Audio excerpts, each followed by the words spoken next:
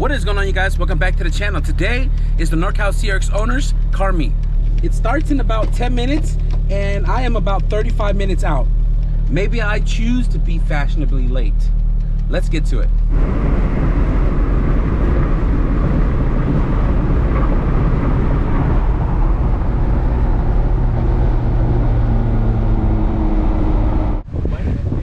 You know, Mike is always the first one to leave, so I gotta get some shots of his cars. And yes, I said his cars. He brought this car and that car. So what do? You drive home and then you come back and get the other one?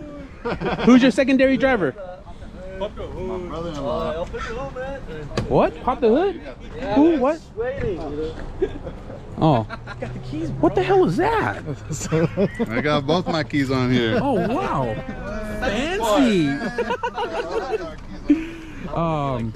Wait, are we popping the hood or what? Yeah. Yeah, I mean, I've shown you guys this car on the channel before, and plenty of the other CRX meet. This is the GSR Supercharged. B16 Supercharged, sorry.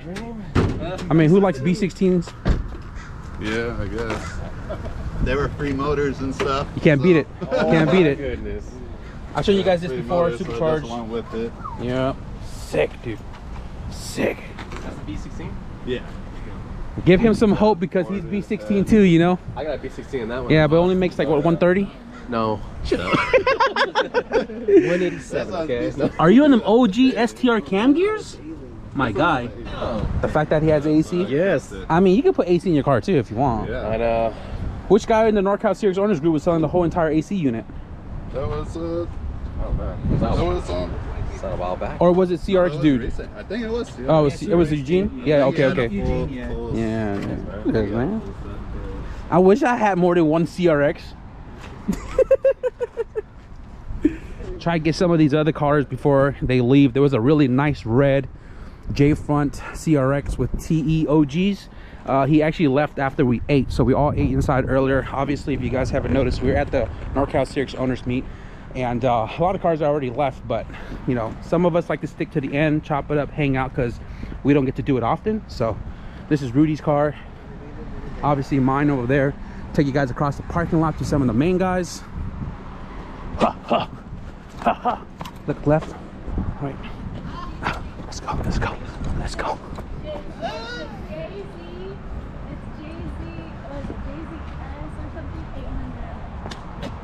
This is Tony's new car. If you guys haven't, actually, I think I spoke about this one before, or maybe you left before I got out of the car.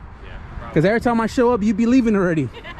But because we're in your neck of the wood now, you're still here, which is surprising to me.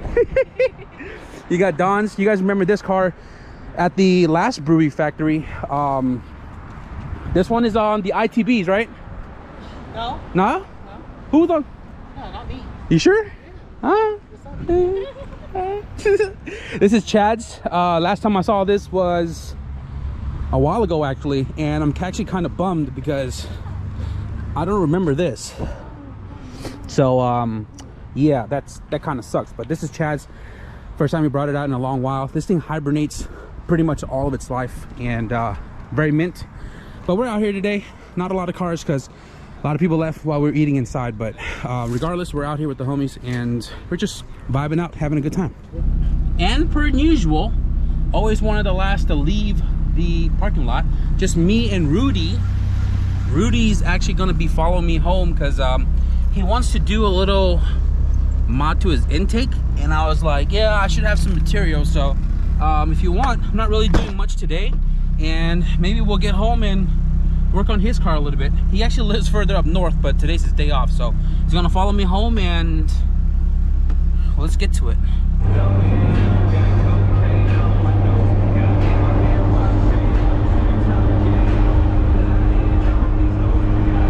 Yeah, so we're back home, guys, and Rudy's car, B16 swap.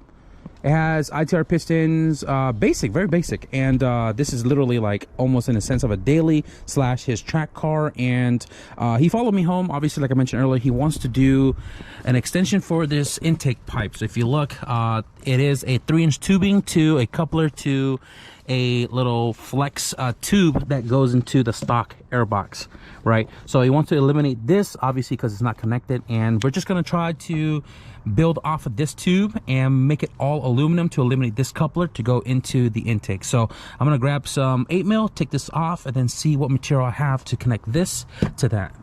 All right, so I loosened up this worm clamp here to get a little bit more angle with the pipe, because originally it was sitting like this, and that is definitely not in line of this coupler. So being able to scoot this in a little bit, it looks like I'm probably just gonna need a 45. So what I'm gonna do is I'm gonna take this 180 that was cut into 290s, and I'm gonna cut the 90 down to a 45, add a straight leg to that, and it should go directly in here. So because it is raining, which is weird to say because it was hot the other day, it's raining. What I'm gonna do is I'm just gonna go ahead and make my marks, cut it all up, and then we'll pick up with you guys when we do the final mock-up and weld. We said 2 inches, right? On your finger. So I'm gonna do 2 inches right here, and go 2 here, go 2 here, and we're gonna go 2 here, right? Because this is the poor man's way of doing things when you don't have all the right tools, but you make shit happen anyways. You take this, put it in here, and then you get that sharp line going. This is definitely not an 8, no mummies. It's a 10? Right? Don't zap it, you just gotta tighten it down. This way you get a nice solid line for your cut. This is for those who are using grinders, but because I'm using a DIY table saw, vertical saw, yeah, it's easier for me to just mark it and know where I initially start my 2-inch and just make sure it goes straight. For those who are using a grinder, you would make this line so you can make sure you cut it evenly all the way around, so you don't have to use a flat disc to like level it out.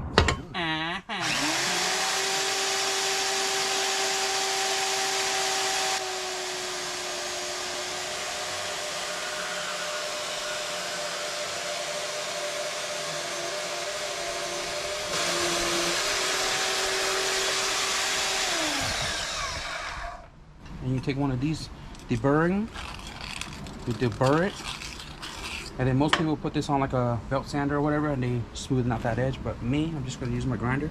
Yeah. Oh yeah, guys, I have my protection on too. Okay, proof. Do a full ass lock. Done. Right. What we're gonna go do is we're gonna go tape it on the other pipe.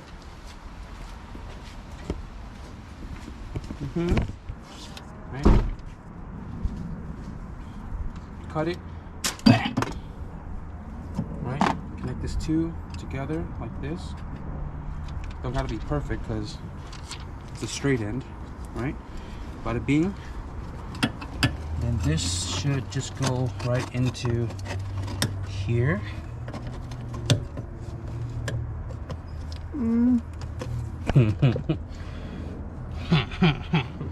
See? And then look at that. Right? One shot, two shot, because two piece. So now we go and tack this in and then test fit it one more time. Then we fully welded it. You like that, huh? You thought we were still using that coupler, my guy. You thought we were still using that coupler. You were like, oh, okay. Like, damn. Yeah.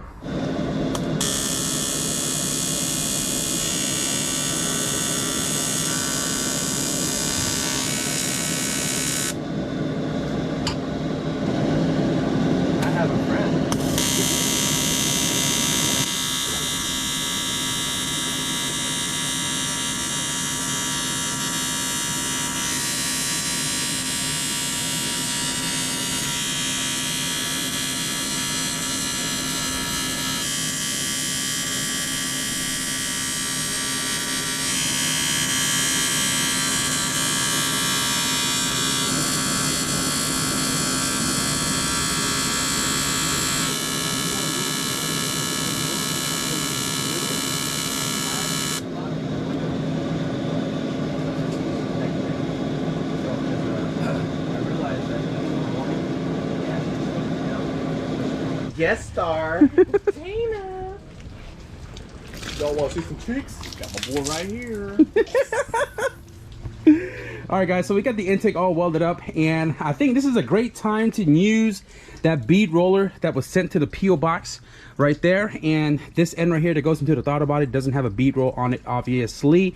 Even though it's all motor, it's not really gonna pop it off, but I guess the only way to really make this complete is to add a bead roll there. So let's go ahead and get that thing set up, figure out how to use it, and set a bead on here.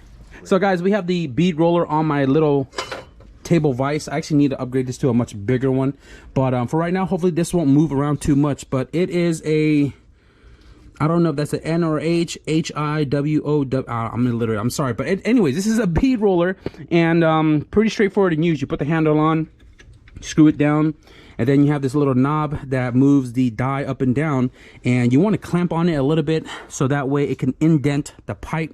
You roll it and then gradually, you know, tighten it down until you get the profile of the bead onto the pipe. So I'm gonna go ahead and sit you guys down and let's just learn this together, because I ain't never used it before. Okay, so what I'm trying to understand, I didn't even watch any videos on this, I'm just literally winging this. So I'm gonna open this up. You want the pipe to be flat up against the body of the tool here, and then you want to clamp this down, and you don't want to clamp it down too far where you can't turn the handle. So I'm making all this up, but I think logically it makes sense, right? I'm gonna tighten it down just a smidge. I don't know what a smidge is, but you want to press it against the body so when you roll it, it doesn't roll crooked. And yeah, this is hard when the damn vise is not like clamped down to the table, but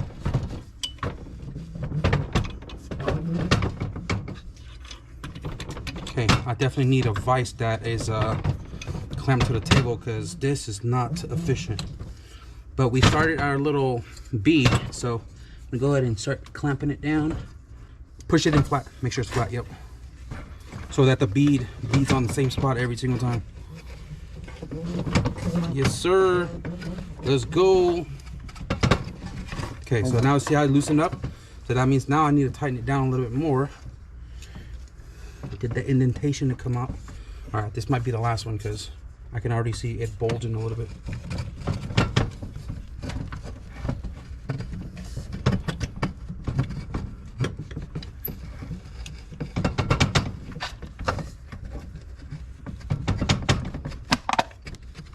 Wow, look at that, guys.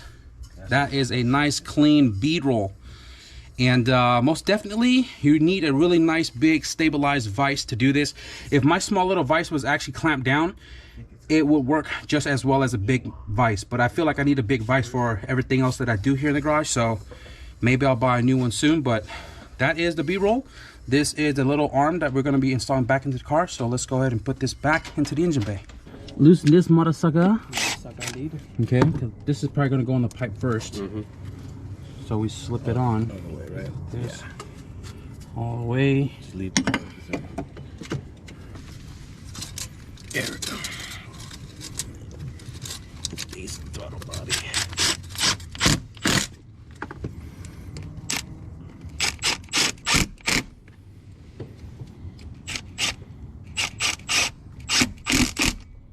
What a beauty. What a beaut.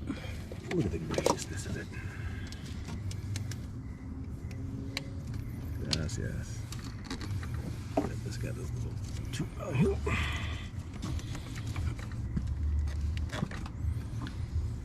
Thank you, sir. Look at that, Mike. Man. Look at that. Dang, that's beautiful, bro. What coupler? You see? Before Jeez. and after. Look at that. After and before. Jeez. What the hell is this? Slinky? Right? I was like, it's metal. Works. Gets it done. Holy shit. There you go. Look at that. Dude, I gotta take a picture of this, man. Bada bing, bada boom. Solid, man. Oh, look at that.